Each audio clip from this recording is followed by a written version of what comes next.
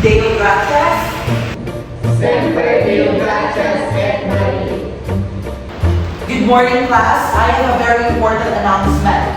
This July 5, 2024 will be our first PTCA meeting for school year 2024-2025. Now I want you to call your parents, your guardian, or any family member to be here on Friday, okay? Now I want you to fall in line for the distribution of letters for your parents.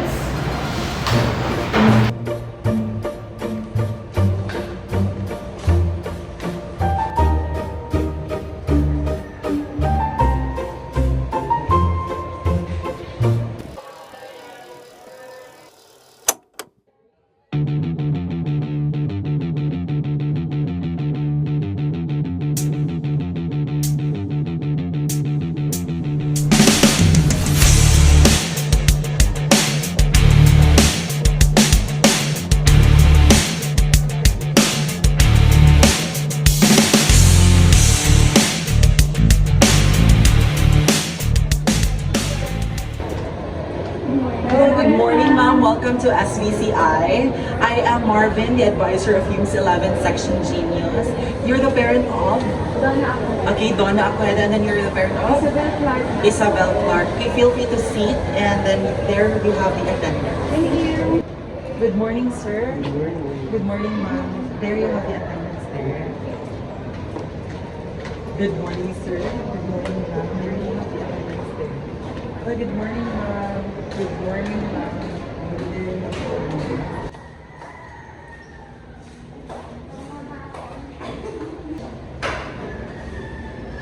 I suppose majority of our parents are already here. I would like to welcome you all to St. Vincent's College Incorporated. Welcome, parents, and good morning. Good morning. Okay, now before anything else, to start with our PTCA meeting, our first PTCA meeting for school year 2024 to 2025 here at Section Genius Youth 11. I would like to request everyone to please stand for opening prayer, please. Let us be enlivened with the presence of God in the name of the Father, the Son, and the Holy Spirit. Amen. Our Father, who art in heaven, hallowed be thy name. Thy kingdom come, thy will be done on earth as it is in heaven. Let us see our daily bread and forgive us our sins, as we forgive those who sin against us. Do not lead us to test, but deliver us from evil. Thank you, Father, and the Son, and the Holy Spirit. Okay, parents, you may now be seated. Okay, once again, here in St. Vincent's College Incorporated, we say Deo gratias, and the response should be Semper Deo gratias et Maria. Deo gratias. Semper Deo gratias et Maria.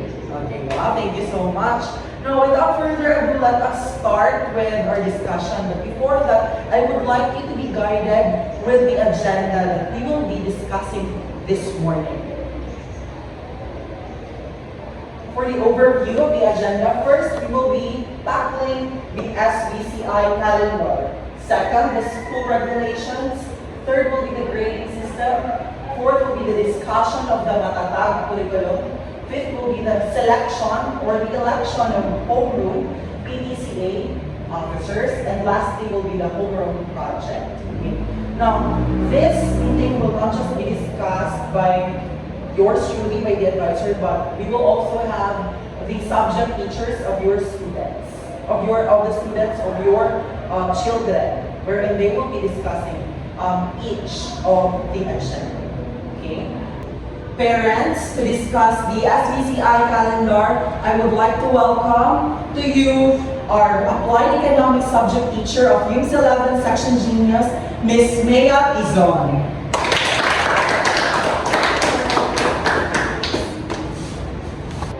Hello parents, how are you? How are you? I'm good. Okay, so we will proceed to our discussion regarding with the SBCI calendar. So, let's take a look at this. The Senior High School Calendar Academic Year 2024 to 2025. Okay? So, the first month we have July 2024. So, July 1 to 5 is the enrollment period of our senior high school students. And we will have our start of classes in July 20. And then we will be having our celebration with the Foundation Day. And it will be held on July 23. And then, this is a holiday parents, so this is July 28. So expected, there is a possibility to have the change of subjects, so stay tuned. And for the July 29 to 30 will be the Lambigit Festival. So for our students in senior high school, from junior high school to senior high school, and even the college students will be having a fines for those students who cannot attend the event, okay? Ma'am, excuse me. Okay, ma'am? Ako yung concern, ma'am. About sa December 2 to 6, ma'am ba? Diba, long weekend man na siya din. Na may estudyante good mga ulit. What if din sa kata ng business party? Okay, thank you for that, ma'am. I understand your concern. So for us to monitor and for us to know the attendance of our students, we will be imposing fines.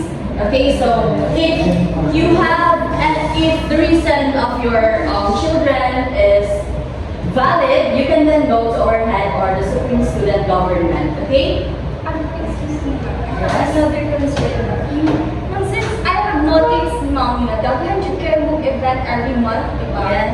And so mag-impose yung fines na ma'am. Yes, ma'am. Nangutana ko yung mga last time ba, akong anak, wala ko pahibalo kung pila ang fines. I had those lagi pahibalo ng attendance. How can we know kung nga pila ang amount sila lang ang kuwan? Kaya last time lang ko kayo yung fines, ma'am. 2,000 ka pin, ma'am. Wala kayo. Okay. But first, ma'am, I wanted to calm down, okay?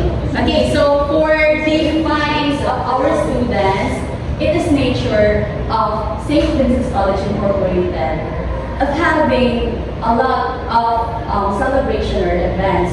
So before they are enrolled here in St. Vincent's College Incorporated, that's why we are having our like orientation so that our parents will know and for our students will know. So I believe it is not our fault as teachers that your child is having like great amount of fines, but sorry to say, mom, that it is nature of SBCI. Another concern, ma'am, is that some of your officers, ma'am, no?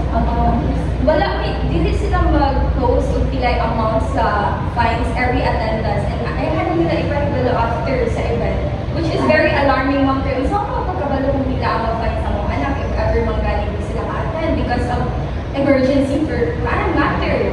Okay, I assume, mom, that your child knows about the rules and regulations of the school, but they didn't tell you. Okay, because They are not told me, ma'am. yes, ma'am, we'll get there. Because before we are having our event or our celebration of the said event, we are gathering students to have a meeting. So from that situation, we are giving the students the right to ask if they have clarifications about the fines. So before we proceed to the said event, before that particular event, the actual happenings of that, they know about the fines, they know the exact amount for the attendance in and for the attendance out. So wala siya napahibalo You're welcome. Yes, ma'am. I'm encouraging you, ma'am, to ask your child so that you can then monitor him. Okay, so another question, everyone?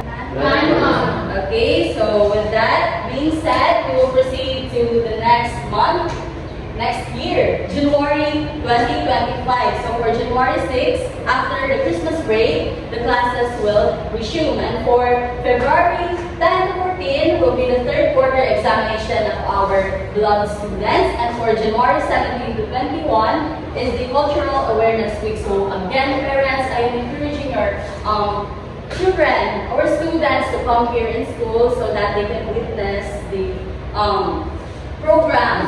And then we will be having the EDSA Revolution anniversary in February 25, and that is a holiday. And then for the next month, we have March 2025. So March 3 to 7 is the Career Guidance Week. So that will be a long day. So again, I am encouraging your children to come here in school. And for March 10 to 14 is the fourth quarter examination. So kapit na no. And then for March 20 to 22, this is a very important event of our school. So this is the Binfeta. So again, parents, I hope you understand. I am encouraging again you to let your children, your child to come here in school for the said event. And for March 28 is the Recognition Day. Okay, so after the Binfeta, we'll be having our Recognition Day. Yes, parents, ma'am, do you have any question? I just noticed, ma'am, every month yun na ay event. So, pagkuyan siya ang mga students, balik Okay, so no, the recognition day, So, with all due respect, so you have enrolled here and your child is a bona fide student of St. Vincent's College Incorporated. So, it is stipulated in the Vincentian culture that we have really a multitude, a lot of meaningful activities that is for them to be immersed, not just when it comes to the pursuit of excellence, when it comes to academics, but also when it comes to events, when it comes to performances.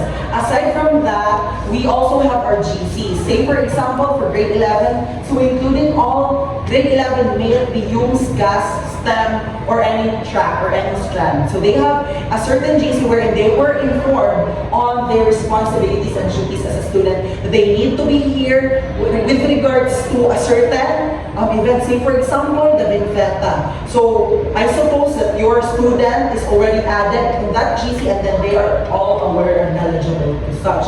So we would like to express ourselves a certain apology if we have a lot of activities, but I want you to please work with us. Encourage your child to please be here, to please be immersed on such events. Okay, is that clear? Is that clear? Okay. So I think, so can we proceed now? Are you enlightened, Dapina? Yes, ma'am, thank you. So if you have valid reasons, so you can send an excuse letter. You can send it to me or you can send it to the SSU. Okay? Okay, Happy for that, Ma'am Margo. Are we all good, parents? Okay, that's good. So, let us then proceed for April 2025. For April 1 to 4, it will be the graduation process of our graduating students. And then for April 7 is the most awaiting date of our beloved students, the graduation day. And then, I guess that's all for the school calendar for the senior high school, grade 11 genius. Okay? Thank you for that, Ms. Mia, for enlightening us with this SVCI school calendar. And now, let's move on to our agenda number 2, which will be the school regulations to be discussed by our Philippine Politics and Governance subject teacher, Ms. Johnny May Torres. A round of applause. Okay, good day, parents. Good day, ma'am. Today, I will be discussing the school regulations. Now, here is the school regulations. Number 1, wearing of earrings among men is strictly prohibited.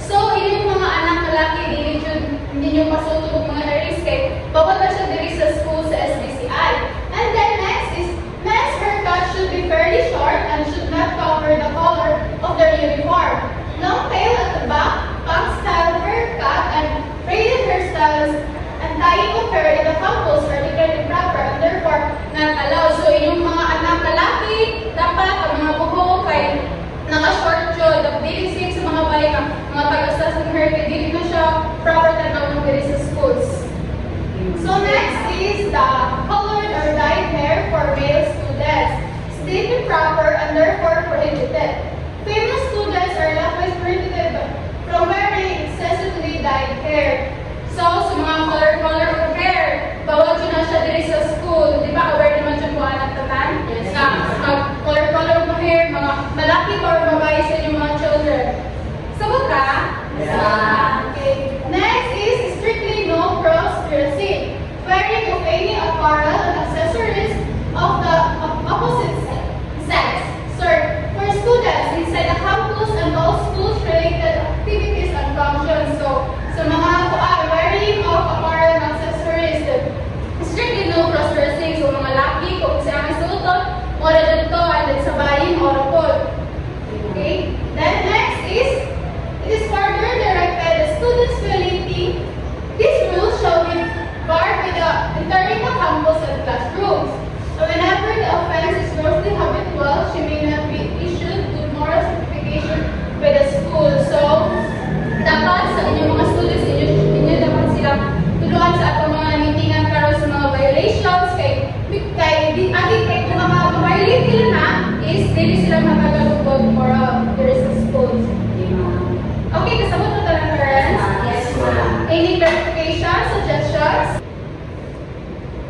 Ma'am, regarding sa no permit na exam ito ma'am, what yung strictly dyan na if ever to sa SBCI na if na Jimmy Cartec na sa anak para pambayad sa vision, hindi siya natin exam.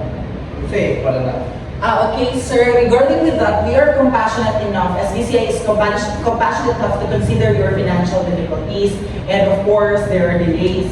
However, of course, we must be responsible as well. So, because your child is enrolled here in the school, it means that you really have to adhere and to pay these responsibilities of yours.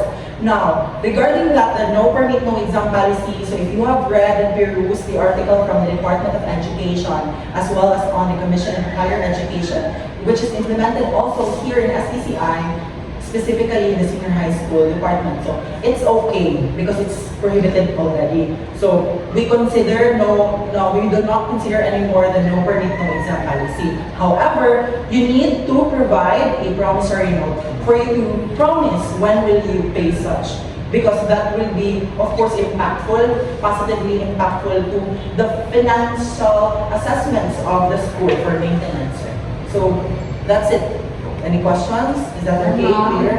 Valid round. Pwede, yes. Pwede lang makapromissory note. Okay, thank you. Okay, that's all for today. Thank you. Thank you, Ma'am Torres, for enlightening us. Are you all well versed with the school regulations? So now, for the discussion of our agenda number 3, let us please welcome Ms. Liza Gallinero to discuss the grading system of school year 2024 to 2025.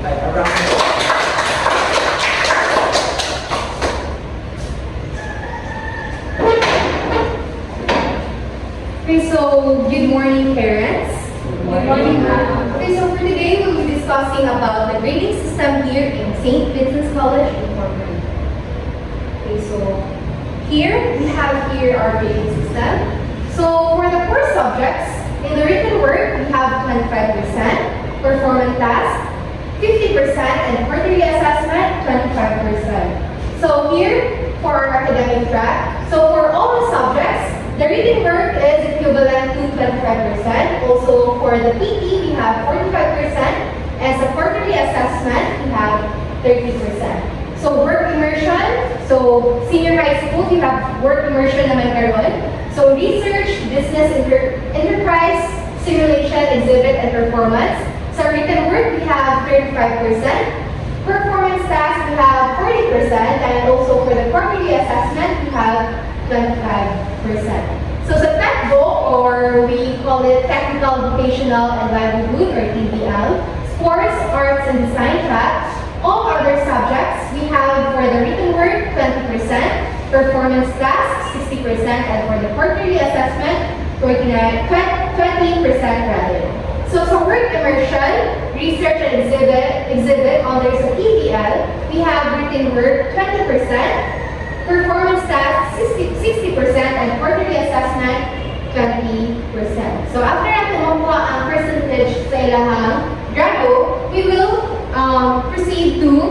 transmutation table.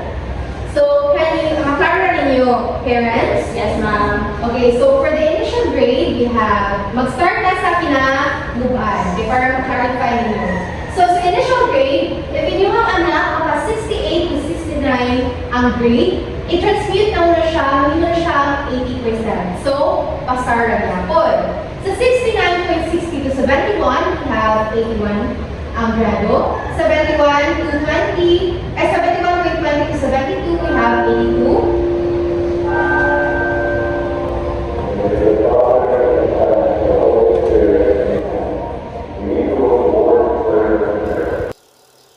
Okay, so parents, let's continue. We have 72 to 74 is equivalent to 82. And so on and so forth. So if you have any questions, I can give you the transmutation table so that you have your clarifications. So do you have any questions, parents? Okay, so for the next one, we will be discussing the Matatag curriculum. It will be discussed by Ms. Marvin Carama. So let's welcome her. Thank you so much, Ms. Liza Galinero, the subject teacher for general mathematics. And now, it's time for us to delve into such vital and important part of the educational system here at St. Vincent's College in Overton. I know that you have all heard this curriculum shift. So, this was proposed by Vice President and our Secretary for the Department of Education, Vice President Sara Duterte. So, Matatag curriculum. So, do you have any questions further with the Matatag curriculum? Yes, it's familiar now. So, I know that you have all heard this one from K-12 to the Matatag curriculum. Now, I will give you the overview. Now, in recent years, there were claims that Filipino learners have displayed notably good performance in various assessments, highlighting concerns regarding the effectiveness of the K-12 program. So, if you have heard the PISA results in 2023-2022, we rank the lowest when it comes to numeracy and literacy, especially when it comes to reading and writing. So that's because of the K-12 program that questions the effectiveness of the K-12 program. Identified issues include overloaded curriculum, excessive teaching demands within constrained time frames, and an overall overwhelming academic load for both educators and students, which hindered the mastery of fundamental skills like reading and arithmetic or the simple math. So that's the overview. Now, in response, this sprouted the Matatag curriculum.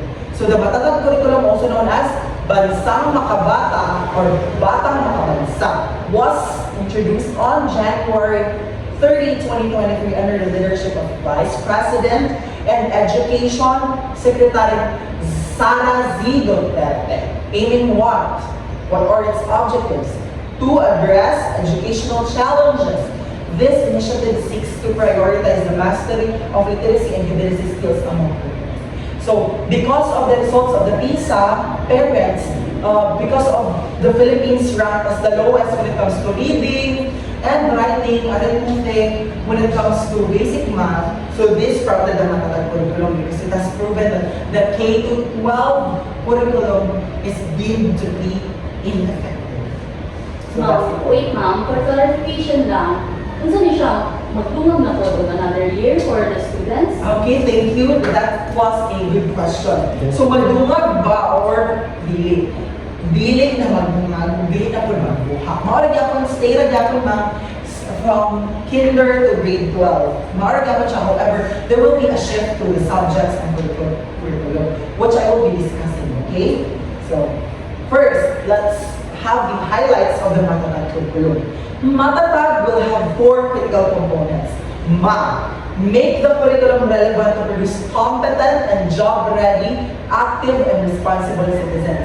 So we will not decrease and we will not increase the number of years of the basic education. Okay? So it means that we are just going to make the curriculum relevant, especially those who are redundant. So there are curriculums, especially in the K-12 that was implemented that were redundant. So it is time for us to congest those who are more effective, those curriculum who are more effective, and should be job ready that will make the students or your children job ready and competent enough and responsible citizens. Next will be the TAP from the MATA.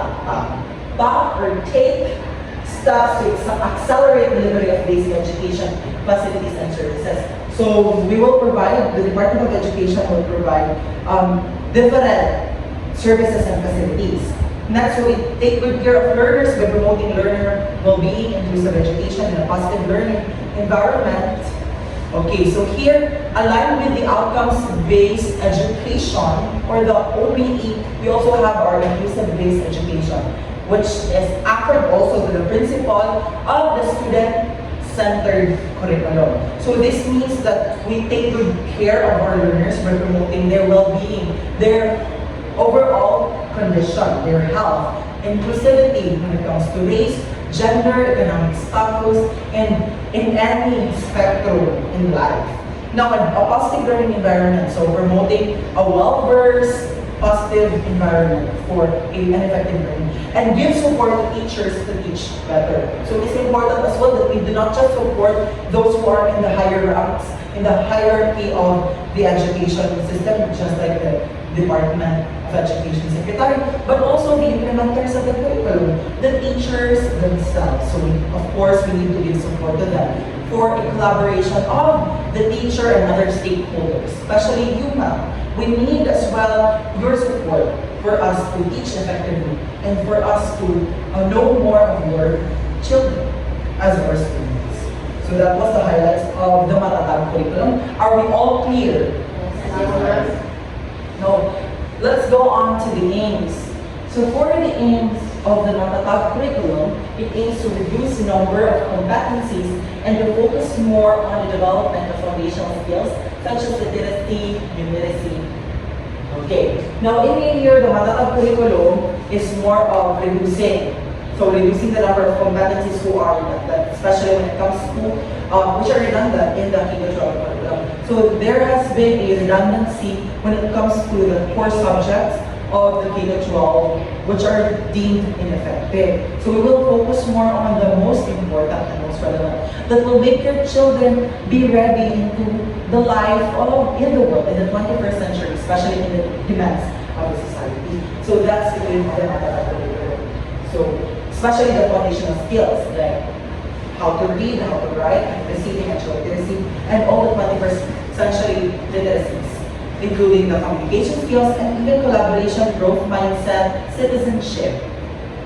Now the Matatag or K-10 curriculums, which will put emphasis on 5 important skills: language, reading and literacy, mathematics, makabansa, and good manners and that and that. So along with our cognitive skills that we will hone here in the Matatag curriculum, we will also focus on makabansa and good manners and right conduct, so which is stipulated in our core values. So it is important that our students will become good citizens to shape them to become ready in the demands of the 21st century society. So that was the aim. Is that clear? Yes, Okay. Now, in adherence to RA 11476 or the GMRC, so that's why one of the highlights for the foundational skills of the Matatag curriculum is with the Good Manners and Right Conduct and Values Education Act of 2020. The affirmation of the Filipino learners' values and development of their characters will be intensified under the new curriculum. It will also integrate peace competencies to highlight the promotion of non-violent actions and development of conflict resolution skills in learners. So one of the problems here in the society is that they become proficient when it comes to language, reading and writing, but they do not become problem solvers. So it is important that our children, our students will become also part of the solution and not the problem. So that's one of the aims of the Matatag curriculum. So for them to take part in the conflict resolution in their skills as learners so that they will be ready for the future. Integration ng mga pero wala na nila i-implement sa una pa. Yes, it's really nice, and as what I can observe, as what we can observe there, it is really real life, right? Life-based. So it is more on the reality, what is really needed. So let us eliminate those who are not important. and let us continue to nurture and cultivate what is needed to be nurtured. So it's really important. Kudos to the Department of Education. Now, for the phase of implementation, if you may ask on the Matatag curriculum, so we will not directly implement the Matatag curriculum so that there will be no culture shock. So, if there will be culture shock, so our students will really adjust to such. So, we will begin with first, for this school year 2024-2025, we will still have the K-12 for grade 11. So, since we are in use 11, the section changes. Now, but first, it will be implemented this year, this school year, on kinder, grade 1, grade 4, and grade 7. So that there will be a slowly but surely process, a due process or a due procedure. Now, in school year 2025 to 2026 will be the nomination for grade 2, grade 5, and grade 8. Now, how about school year 2026 to 2027? It will be all about grade 3, grade 6, and grade 9. Now, for school year 2027 to 2028, that will be about the implementation for grade 10. Now, if you are enlightened with the Matatag curriculum already, its aims, its implementation, its highlights. Now, I want you to raise your own questions if you have some questions, clarifications with the Matatag curriculum. And if there are none, you can peruse an article. I will send a certain copy of the department order for the Department of Education curriculum shift, which is from K-12 to the Matatag curriculum, so that you may know all the procedures and the processes of such curriculum, which will be proven soon as being effective than the K-12 curriculum. And hopefully there will be, of course, the role of us teachers as in the whole domain of education is to make our students become competent enough. And here in SBCI, we have our core values, which are excellence, service, and character formation that we want to follow. So that was the Matatag curriculum. Any questions? Okay, that was the overview or the brief discussion of the Matatag curriculum. Now it's time for us to select and elect our new homeroom PECA officers for the academic year 2024 to 2025 for the Use 11 section Genius. Now may I ask the applied economics subject teacher, Ms. Maya Lizon, to be here to tally the scores. Without further ado, let us start with the nomination. So the table is now open for the nomination for the position of the president. Any nomination? Yes, Mr. Nagal. I nominate Mrs. Aquilera. Okay, Mrs. Aquahedo has been nominated. Another nomination? Yes, Mr. Limbago. Liza Galinero has been nominated for the position of the president. Any nominations? Okay, you close the nomination. Okay, the motion has been seconded. Therefore, let us start with our voting for the selection of our president for this school year. Now, starting with Mrs. Aquedo. Mrs. Aquedo, please stand. Who is in favor of Mrs. Aquedo to be your president? 1, 2, 3, 4, 5, 6, 7, 8, 9, 15 votes. Okay, we have 15 votes for this. Now let us move on into Mrs. Gallinero. So Mrs. Gallinero has been nominated for the president. Any votes? Okay, there are 11 votes for Mrs. Gallinero. So congratulations to our new president, Mrs. Aquahedo. Mrs. Aquahedo has been nominated. Now for the table of the vice president nomination, it is now open. Any nomination for the vice president? Yes, Mrs. I Gallinero. nominate Mr. Limbago. Mr. Limbago has been nominated.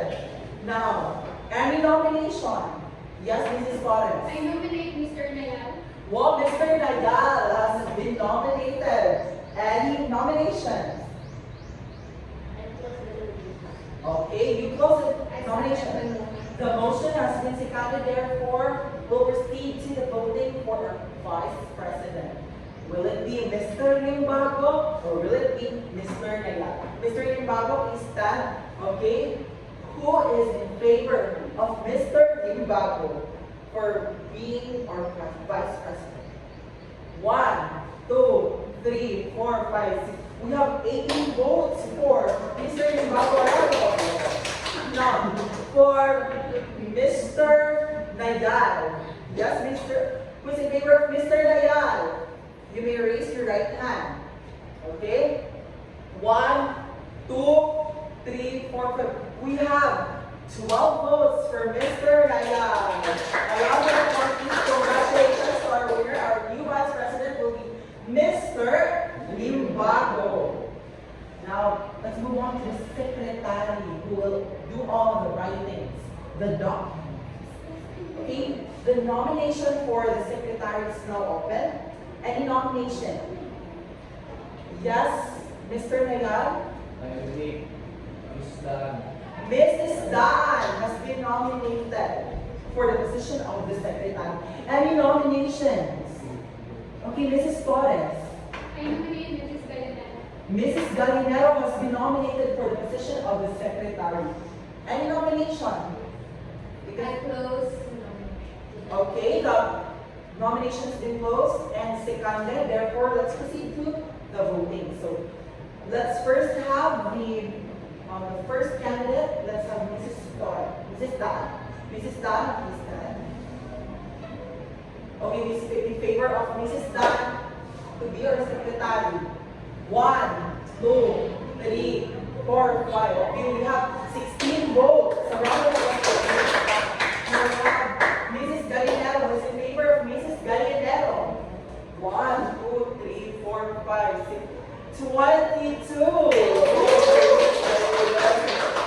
Congratulations to our new secretary, Mrs. Gallinero. Okay, so Ma'am Gallinero, you can now replace Ma'am Tizons because you're now the secretary. Okay, now for the nomination for our treasurer. For the nomination for our treasurer, it is now open and nomination. Yes, Ma'am Clark. I nominate Mr. Nayal. Mr. Nayal has been nominated for the position of treasurer. Any nominations? It could be 3. Yes, Mrs. Acohedo. I nominate Mrs. Torres. Mrs. Torres has been nominated. I nominate Mrs. Anligis. Mrs. Anligis has been nominated. Okay, so any nominations? It's okay. The nomination has been closed and was seconded. Now it's time for us to proceed to the voting for the treasurer, for the position of the treasurer. Now, who is in favor of Mr. Nayal to become our treasurer? Okay, 1, 2, 3, 4, 5, 6. Okay, a total of 16 votes for Mr. Nayal. Round of applause. How about for Mrs. Anligis? Who is in favor of Mrs. Anligis? 1, 2, 3, 4, 5, 6. Okay, a total of 11 votes for Mrs. Anligis. Now, who is in favor of Mrs. Torres? Okay, Mrs. Torres. 1, 2, 3, 4, 5, 6, 7, 8, 9, 10. A total of 17 votes for Mrs. Torres. Another applause for our new treasurer, Mrs. Torres. Now let's move on to our auditor. The nomination is now open. Any nominations? Yes, Mrs. Torres. I nominate Mrs. Clark. Mrs. Clark has been nominated for the position of the auditor. Another nomination. I close the nomination. Oh, you closed the nomination. Okay, so the nomination has been closed and was seconded. It's time for us to welcome our new auditor, Mrs. Clark. Mrs. Clark is now our new editor. Now proceeding to our next News. officer. The Public Information Officer, or the PIO.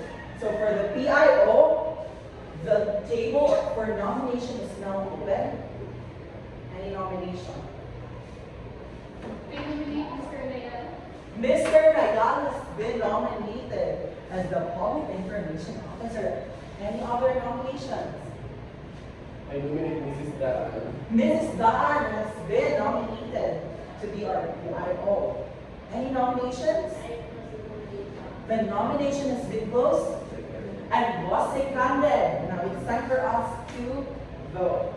Who is in favor of? Please stand. Mr. Nagal to become our PIO. 1, 2, 3, 4, 5, 6, 7, 8. A total of 22 votes. A round of applause for Mr. Now, yes, not yet now. Okay, next candidate is Mrs. Daan. Please stand up. Who is in favor of Mrs. Daan? Okay, 1, 2, 3, 4, 5, 6, 7. Okay, we have 19 votes for Mrs. Daan. So our new PIO will be Mrs. Daan and Mr. Nayal rather. So we have Mr. Nayal and Mrs. Daan. So we have 2 PIOs. Okay, Mr. Nayal and Mrs. Daan. Round of applause, please. For the nomination for the Sergeant at Arms, it is now open. Any nominations? I nominate Mrs. Amigos. Mrs. Amigues has been nominated to become our Sergeant at Arms. Any nomination? Mrs. Torres has been nominated again to become our Sergeant at Arms. Any nomination? We need 2. I nominate Mrs. Tizon. Mrs. Tizon has been nominated to become our Sergeant at Arms. I nominate Mrs. Aliguez. Well, Mrs. Aliguez has been nominated for the Sergeant at Arms position. So we have 4. Any nominations? Okay, the nominations has been closed and was seconded. So let's start with our first voting. Starting off with Mrs. Aliguez. Who is in favor of Mrs. Aliguez? Okay, 1, 2, 3, 4, 5. We have 23 votes for Mrs. Aliguez. A round of applause. Now, how about for Mrs. Torres? Who is in favor of Mrs. Torres? 1, 2, 3, 4, 5. Okay, we have 23 votes as well. How about Mrs. Tizon? 1, 2, 3, 4, 5. Okay, we have 27 votes for Mrs. Tizon. And lastly, so we have Mrs. Torres, okay. So we only have 3 candidates for the Sergeant at Arms. So our winner, let's congratulate Mrs. Tizon. And then you have a tie as well, Mrs. Dan and Mrs. Torres. But Mrs. Torres is already our treasurer, so we'll give it to Mrs. Aniguez rather. Aniguez and Mrs. Aniguez and Mrs. Tizon are new Sergeant. Now let's go to our news. Who's the fairest of them all? Okay, who's the fairest of our parents? So, the nomination for the muse is now open. Any nominations? I nominate Mrs. Daan. Mrs. Dan has been nominated to become our muse. Any nominations? Mrs. Tizon has been nominated to become our muse. Any nomination? The nomination has been closed. Now let's go, and has been seconded. Let's go to the voting. So for Muse, let's first have Mrs. Dan. Please stand up. Okay, any votes for Mrs. Dan? Okay, 1, 2, 3, 4, 5, 6, 7, and 8. So we have 28 votes for Mrs. Dan. So now let's have a vote for Mrs. Tizon. Okay, 1, 2, 3, 4, 5. So we have 29 votes for Mrs. Tizon. So our new muse will be Mrs. Tizon. A round of applause, please. And I will be the escort, the most handsome of them all. Okay, we only have 2 Mr. Limbago, so I suppose, any nominations? I nominate Mr. Lumbago. Okay, Mr. Limbago has been nominated.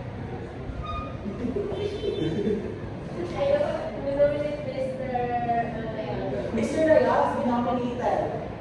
Okay, we don't have any candidate. So the nomination has been closed and was a candidate. Let's proceed to the voting. Mr. Limbago, please stand. Who is in favor of Mr. Limbago to be our escort? 1, 2, 3, 4, 5. Okay, we have 33 votes for Mr. Limbago.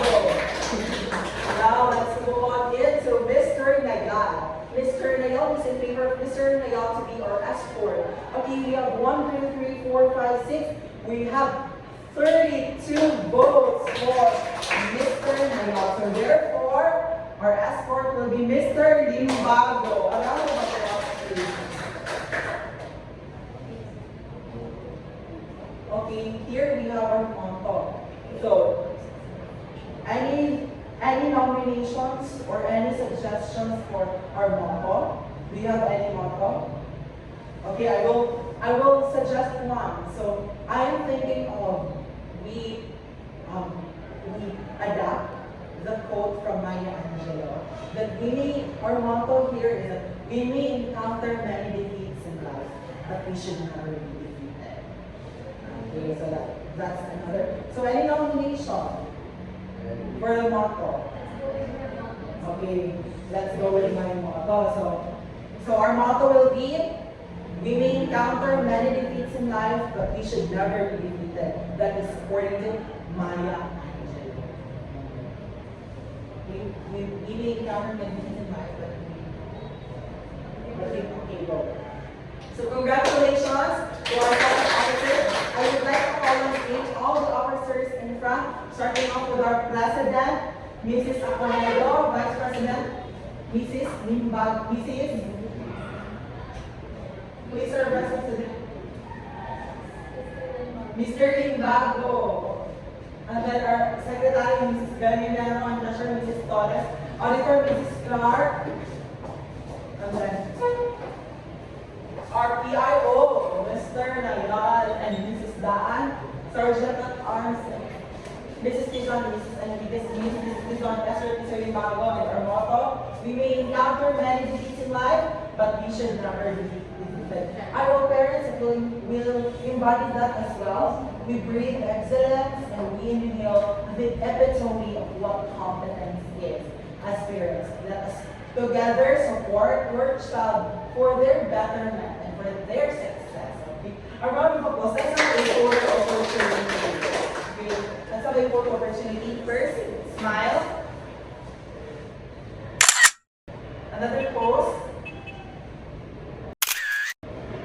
Okay, a round of applause here now. Instead, okay, we have already had selected and elected homeroom PDCA officers for the school year 2024-2025 for GIMS 11, Section Genius.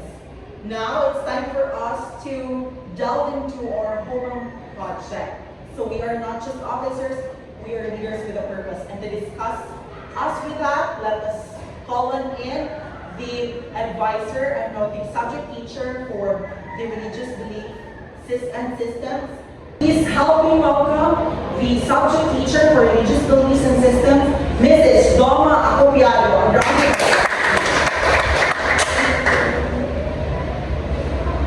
Good afternoon, parents. Thank you for coming this afternoon. So today, we will be discussing about the homeroom project for the benefit of your children. So as we all know, diba, this past few months, init na siya very common now. So it's very alarming na may daghan na mga cases sa heat stroke and heat-related diseases.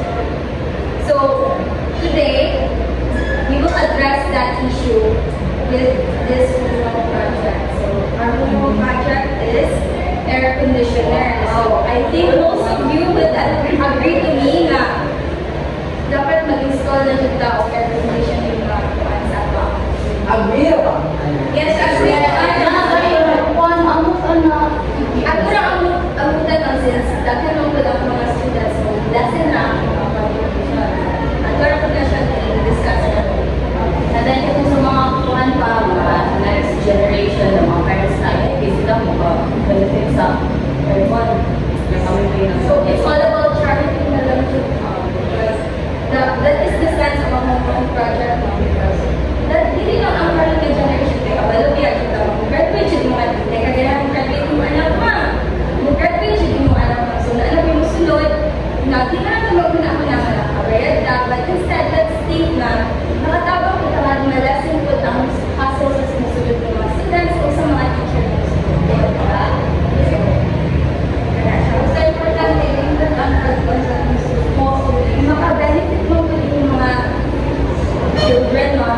kabataan, yung kahit few months na mapapaalis kasi sa galing ng sa So here is the purpose of our project. So, buying an air conditioner as a classroom project in the Philippines due to the increasing heat index holds significant importance for several reasons. So first, may I ask one parent to read para makapagsagot ng tanong. So, Ms. Clark, Mrs. Clark, saan ang first health and safety? The rising heat index can pose factors, especially for students, teachers, and staff spending long hours in classrooms. Air conditioning helps maintain a comfortable temperature, reducing the risk of heat-related illnesses and ensuring a safe learning environment. Diba ma'am? So, musta ni ang first purpose na naman yung magpalit ng air conditioner? But taas man yun ang time na mag-input sige yung mga students sa room. And dagang mga reklamo pa ka. Init na gito daw ang uban kayo. Sige na lang siya po. Pero agas to nila ang mga sweater, agas lagi sa kainit. So, it can hinder their learning sa ilang participation sa ang mga classes. So, dapat yun, dito good na makakuhaan yung pag-unang project ng air conditioner, di ba? So, sa sunod, the purpose na to is to enhance the room environment. So, the extreme heat can be distracting and uncomfortable, hindering focus and concentration, and air-conditioned classroom creates a conductive atmosphere for learning, improving student engagement, and academic performance. So, related to the first purpose sa ato ang pagpalit sa air conditioner, kay kanaalagi, karang komportable ito yung mga anak, while naminaw sila mga teacher, right? So, ikatulo, it can increase productivity. So, a cool environment provided by air conditioning can enhance productivity among students. Comfortable temperature supports better cognitive function, leading to more effective learning and learning experiences. So, init kayo ang panahon, makauna-una, makakain yung anak. Saan pag-brainstorming, saan pag-participate na nawala kayo sila sa pagpangita o paagi na dili na sila mainitan. Kasi ginagpay-pay, ang upan, pinagawas kayo init lagi sa room.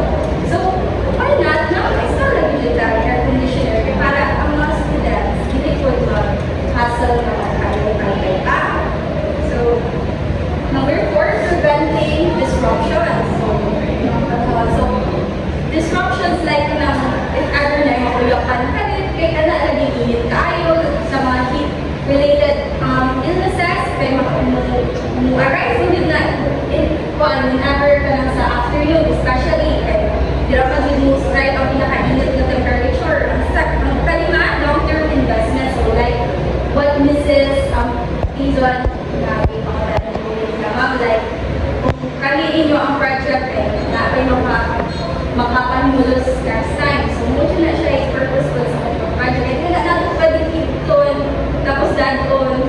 So, mura na siya investment for the next generation of children.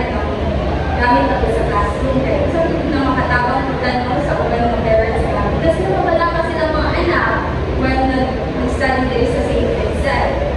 So, lastly, to improve attendance. So, naako may mga reports din, ma'am, mga parents na yung mga student, din ang voice pila, kaya na lagi ka, kuya nag-backfire, kuya nag-commute, kaya init kaayo. So, parang kung magkakagan sila motivation na musunod sa room kay air condition na yun ako. So, it can help them improve attendance. So, muli siya ma'am, ano mo sa mga process na inquire namin sa mga teach, along with my co-workers, sa mga prices sa mga air conditioner. So, nakita ko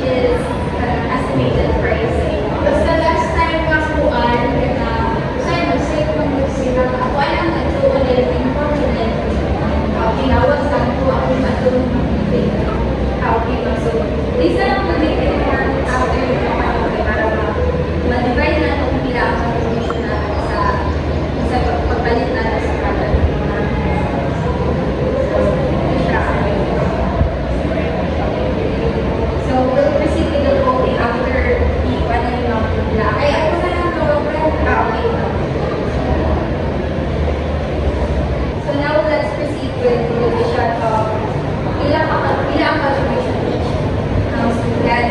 Okay, so the price of the air conditioner is 44,000. Divided by 25 students. So 1,258. So 1,258. 1,258. Okay. Are you okay with that, Karen? Yes. Okay. Deadline would be before the start of the school, next school year. I will, Summer I college. will do it 10,000 lang. Okay, this is around 5,000. Sige, mukhaan ko po 5,000 po. Ay, Okay, 110,000. Para inisunod sa mga bata, naalam yung number. So we already have 34,000 because minus 10,000 from the donation of Mr. Nayal and Mrs. Clark. So 34,000 divided by 35 parents. So you will be paying only 980 pesos. So around so thank you so much for your contribution for the success of this homeroom project. So is that all? Any questions? Thank Okay. you very much for coming.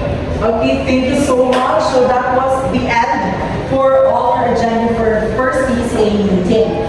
Now, for the other matters, now I want all those parents who have concerns regarding the first grading grades of their children to one by one, please come in front if you have queries. But if you are done with it, if you are okay with it, you don't have any concerns and problems, you may now go out. Okay? So, but before that, let's have our closing prayer first. But to those who have concerns, you may approach. Okay? Any questions? Clarifications? In the name of the Father, the Son, and the Holy Spirit, amen. Our Father who art in heaven, hallowed be thy name, thy kingdom come, thy will be done on earth as it is in heaven. Give us this day our daily bread, and forgive us our sins, as we forgive those who sin against us. Do not bring us to the test, but deliver us from evil. Amen. The Father, the Son, and the Holy Spirit. Thank you so much, parents, for investing your time and effort. A round of applause, please, and Godspeed. See you on our next PDCA meeting. A round of applause. Okay.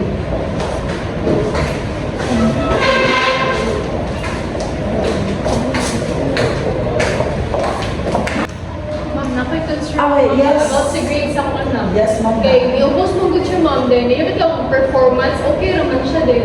Yan ang, Okay. So regarding sa, pila ba kay grad niya? ano mo? Yes, I am his practical research 1 advisor. Oh my God. 81 and 83. 3. Okay. Ma'am, with all due respect, so I have here the record and all of the attendance, the quizzes, performances of the first grading duration for your child. Okay. I will show you and I will compute it. Okay. You have to. So first quiz, ma'am, out of 10, nakakuha lang siya 6. Yeah, one ang di ko ano. Then, sa among first, ma'am, long quiz, 74 man dyan ang nakuha, ma'am. Then, ma'am, na-absent siya, ma'am. Think, yung absent, ma'am, tulo pa dyan. Ano ma-absent mo na siya, ma-preview mo na siya pangayban na kung mato na siya ekspilahan. Alam mo, kung pag-medyo di mo storyawan ni mga anak about anak. Then, di ma'am, nakabawi siya 89. Muna mabawi yung 74. Atong i-total mo din. Ang final performance, ma'am, o makita dyan mo diyan, ma'am. Wala dyan na iko, ay ma'am, din kung ma'am, o dyan din siya. Naiyapan siya yung final performance task, ma'am. 85 ba dyan, ma'am. Naaman may rubrics dyan, o dyan na yung grado. Sige, atong i-add, atong i-total, divided by na to sa percentage. So 25% man ang written works, then performance task, 50%, then sa 25% ang final examination. Giinat na galing na po dyan ma'am. So mauni siya ma'am, yung kuha ma'am is 69.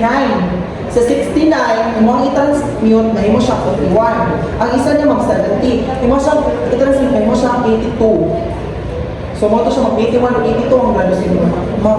So, mauna dyan na siya, ma'am. Kaya ako ni mo, ma'am, istoryahon dyan, kung anak ang babangi lang siya, kasi na siya problema. Makabawi pa mo siya, first grade pa mo po, nampang may second grade, third grade, and fourth grade. So, okay na to siya, ma'am. Thank you kay ma'am. Maraming sa'yo anak-anak, ma'am. Sige, ayaw ka bala ka, ma'am, kay tabangan ko lang lang kasi ayaw sa vaccine kung participate. Kalimang mo din mo anak mo, hindi mo boy, di kayo siya mong participate. Sige, ma'am. Salamat, ma'am. Sige, thank you. Sige, thank you, ma'am. See you in our next meeting. Sige, thank you.